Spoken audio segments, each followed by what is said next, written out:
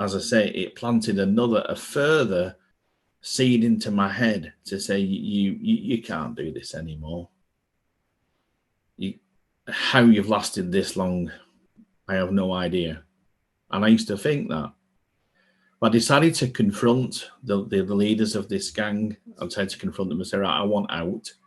I can't do it anymore. My mum's got cancer. It's terminal. Do you know what? It's not in me anymore. And they said, you don't walk away from this. I said, well, that's what I'm doing. I'm going to turn around now and I'm going to walk off. I'm going to get in the car. I don't want to ever see any of you again. I'm going. I'd no sooner got out the gate than I fell to the floor. And I was beaten badly with baseball bats, quite badly. I struggled to walk to the car, but I got to the car and I drove to my girlfriend's house, who's now my wife. And it didn't really end there, to be honest, it never does. But I decided I had walked away. I wanted out. Wherever I moved after that, you'd come home one day or you'd open the curtain and there'd be a strange car outside and you'd just see over the top of the window these eyes. And you think, okay, you know where I live. So what? That's fine. I can deal with this.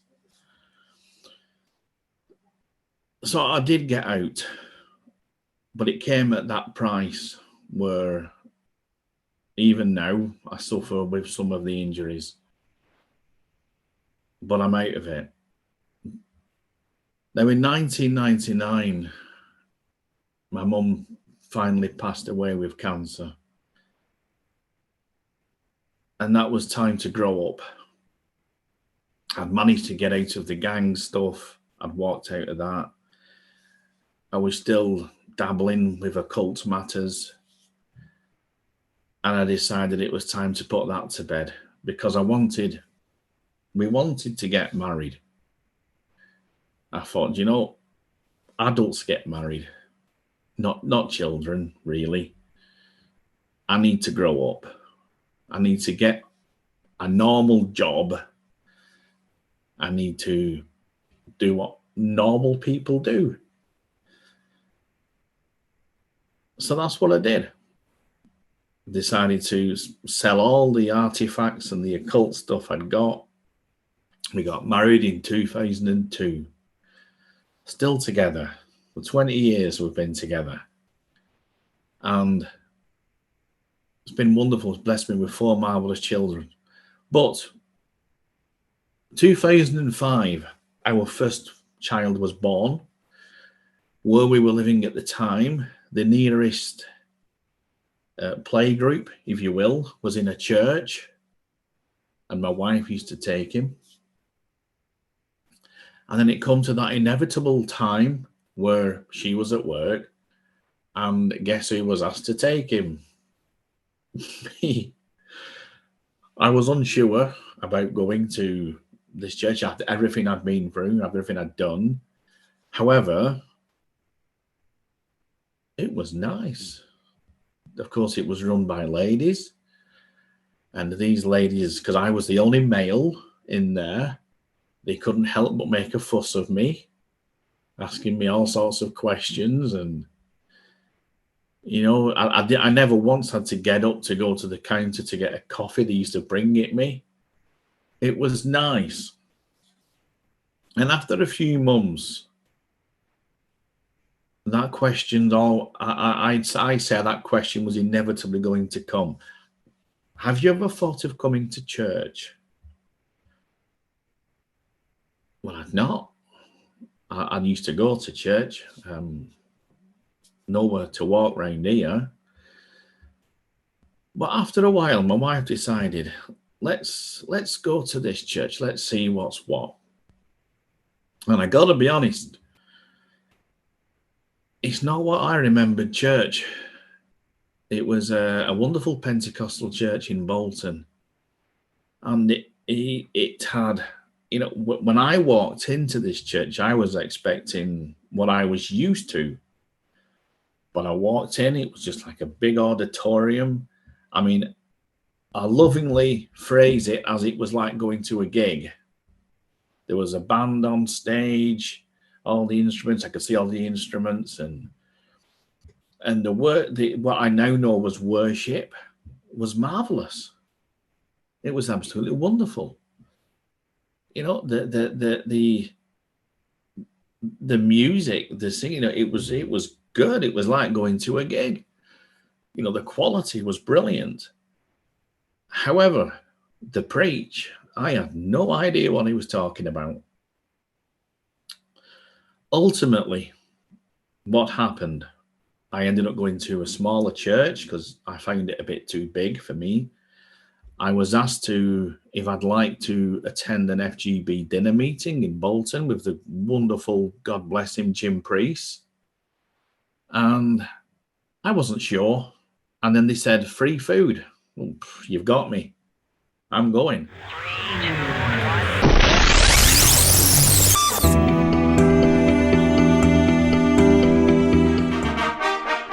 He's coming.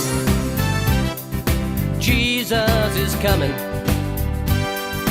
I can't wait to hear the trumpet call. He's coming. Jesus is coming. And when he comes, we'll crown him Lord of all. And when he comes, we'll crown him Lord of all. So we ended up with this FGB meeting, had free food, heard a testimony. I think the first testimony I ever heard was Des Pilling. And then it came the month after, would you like to come again? I said, yeah, do you know what? Yeah, I'll go again. Why not? It gets me out of the house. So I went again. And after about maybe 3 or 4 meetings, there was a guy speaking called Charlie Hale. You now know as Charles Hanson. And do you know that prayer comes at the end? There's always the prayer of salvation. Now, I'd said that a few times. Didn't really mean anything. But for some reason that night, something was different. Charlie gave the prayer of salvation. So I did that prayer again. And then he said, has anybody said that prayer for the first time, second time, third time? Put your hand up. No one's looking. And I put my hand up. And I thought, what are you doing? What are you doing? Well, I put my hand up. And I'd have to say it was a supernatural lift. I didn't really want to, but my arm went up. So I went to the front and Charlie prayed with me. I was introduced to a few more people. Charlie's still a good friend to this day. But you know, here's where the challenges start. At this moment in time, my wife was pregnant with what would have been our third child at this stage. 2011, the 6th of April, 2011. Never forget the day. That was the day I changed for good. I wanted to get home quickly and tell my wife I've become a Christian. I've become a believer of Jesus, a follower of Jesus. I'm pretty aware she'd have probably said, have you gone mad? But anyway, she was asleep by the time I got home, so I left it. But I'll tell her in the morning. So getting ready for bed, get into bed, I think, this isn't right. Feels damp. And what had happened, and bear in mind, 3 hours previous to this, I'd given myself to Jesus. 3 hours. What had happened in her sleep? She'd had a miscarriage.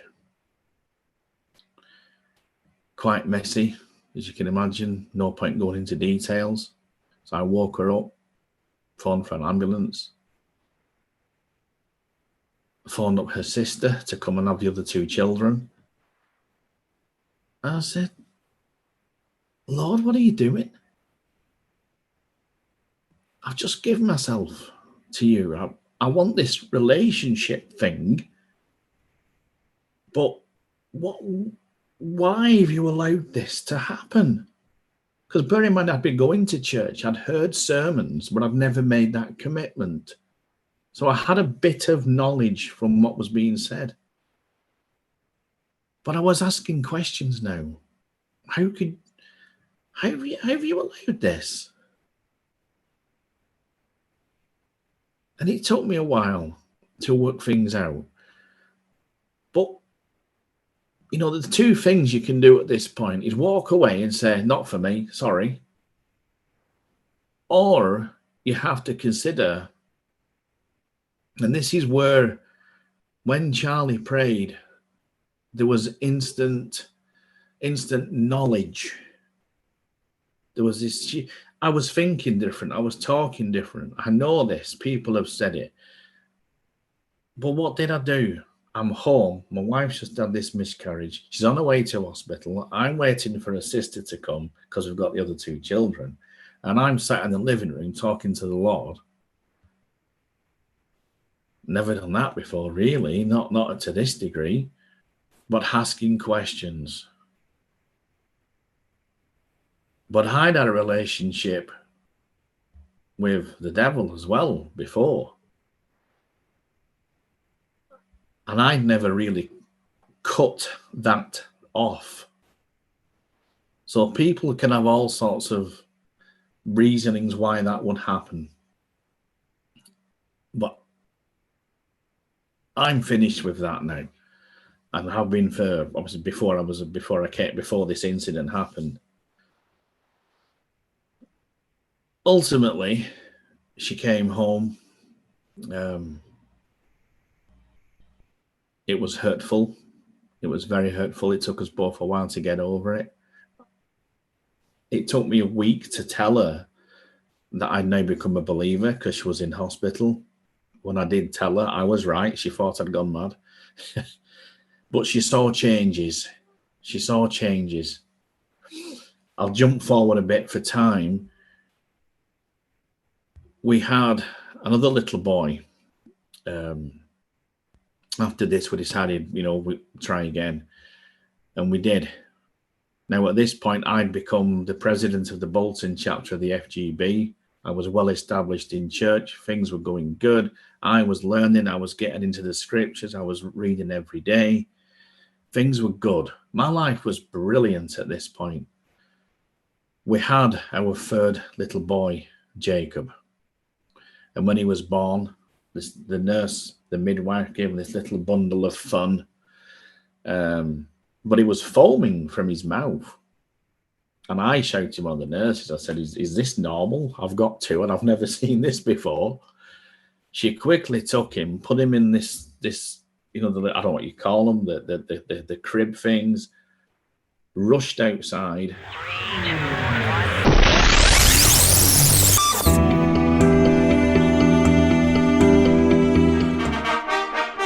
He's coming. Jesus is. Life Stories.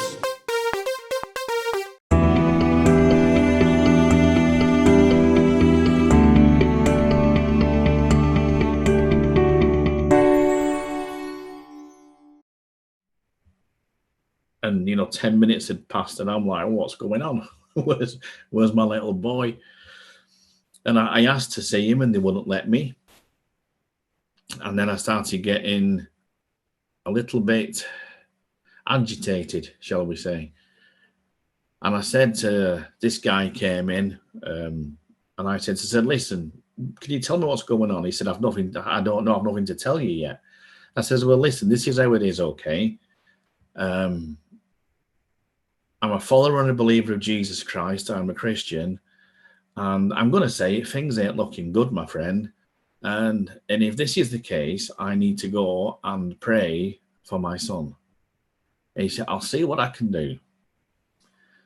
So they came back and I was allowed to go. Now, I was greeted with this little bundle with wires and all sorts of things, just wires and all sorts of things sticking out of him. Wasn't an easy image. But I just prayed. I mean, that's what we do. Just prayed. And then when I'd finished praying for him, my wife was still out of it. I made a few phone calls, and I believe that prayer chain just went on and on and on. Now, what came back was what had happened as he was born. He'd had a number 2 in mummy, and the cord had snapped. So, of course, there's no breath. And as he took his first breath, which would have been a very deep breath, he swallowed parts of the cord, everything that's in it, and his own poo, which is not a nice mix by any means. And they said, basically, his lungs are full with this stuff. He's not breathing very well. And these words you never want to hear. I think you need to prepare for the worst. We're sorry, we're doing all we can. And my instant thought was, no, I'm not having this. No, not on my watch. This is not happening. Not happening at all.